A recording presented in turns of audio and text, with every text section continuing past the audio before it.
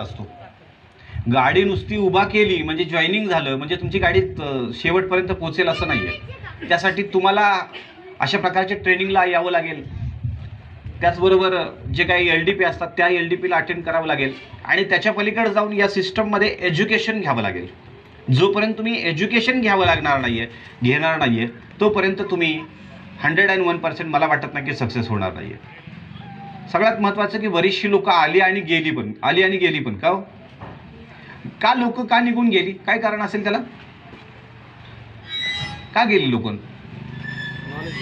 त्यांनी नॉलेज नाही घेतलं. हा जो पॅटर्न आहे हा ज्ञानाचा पॅटर्न आहे. या ज्ञानामध्ये आपण IMC का करतोय हेही पहिलं समजणं गरजेचं आहे.